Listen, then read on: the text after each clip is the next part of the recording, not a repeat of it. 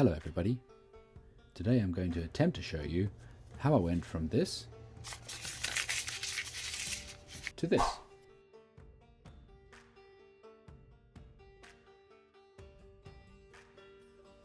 I've recently started getting into fursuit making, having made a fursuit style suit out of fleece for my son. To do this, I needed to find a way to practice on some sample fur material before I order and waste a whole bunch of money. I settled on a mushroom plushie because it covered a few scenarios. Firstly, my son really wanted a mushroom. Secondly, it required crafting a model from nothing.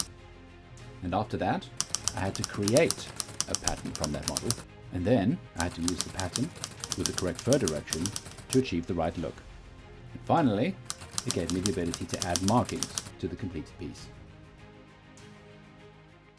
The first thing I needed to do was to look up some reference mushrooms so that I can get an idea of what the shape should be.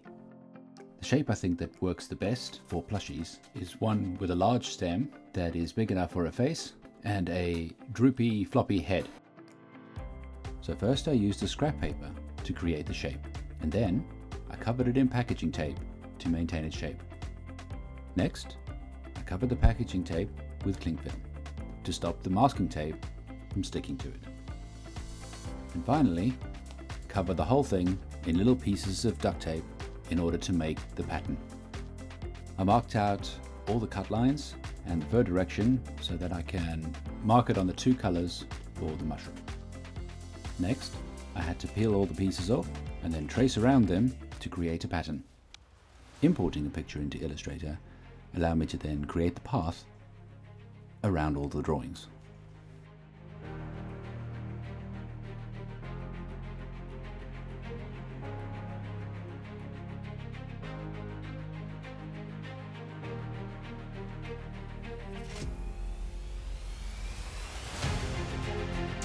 I resized all of the paths after measuring the size of the model and estimating how big I'd like the mushroom to be. I then spaced these on pages so that I could print them. After this, it was a case of putting them on the material in the right direction, cutting them out, and then sewing them.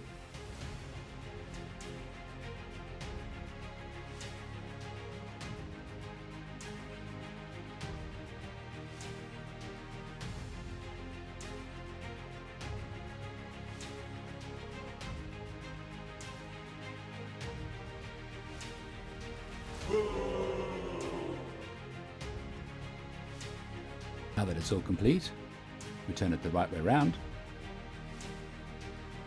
Some of the fur is trapped in the seams, but we can pick that out later.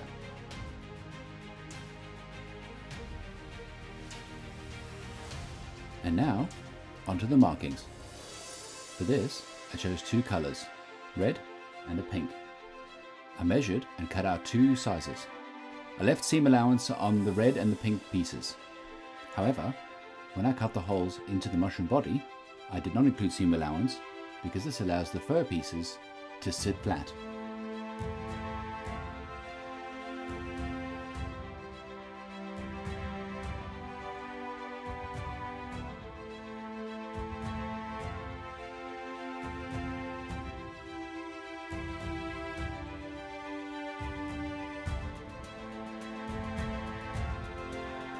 With all the markings complete, we can now move on to stuffing.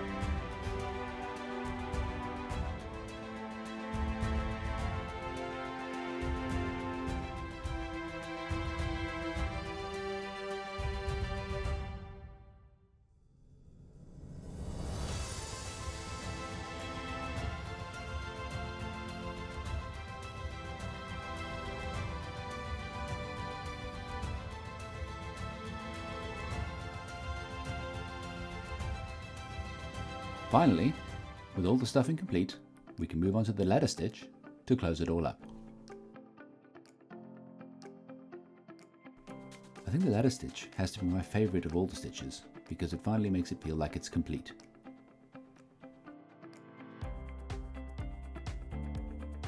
And I've just sewn it the wrong way around. So let's start that all again.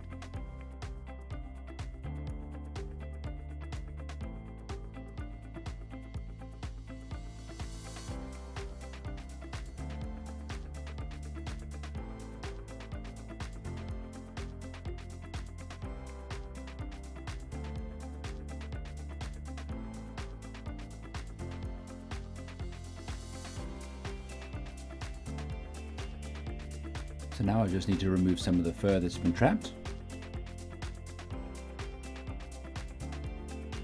And fluff out some of the stuffing. For the smaller markings, we can utilize a wefting technique that allows us to use small strands of yarn in order to create a type of fake fur.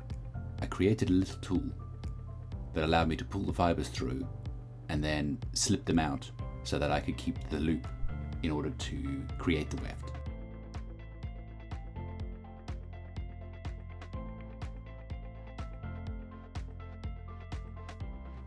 This took a bit of trial and error in order to work out which way around to insert the tool so that it can create the nice loop with the right fur direction when you've closed it over.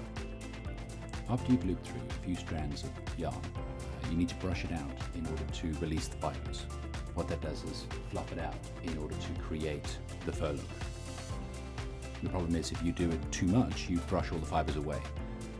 And this is where I think using a wool yarn instead of a cotton yarn would yield better results. I suspect the wool yarn probably has longer fibers that will brush out better.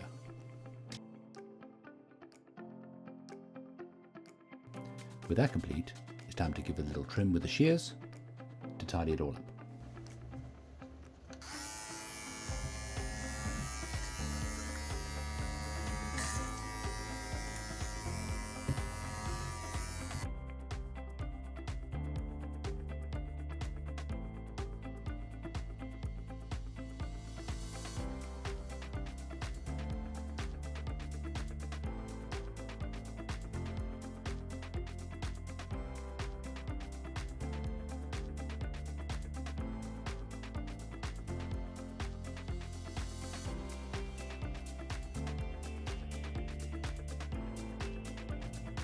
I use the shears to carefully trim the longer pieces of fur to get them just right.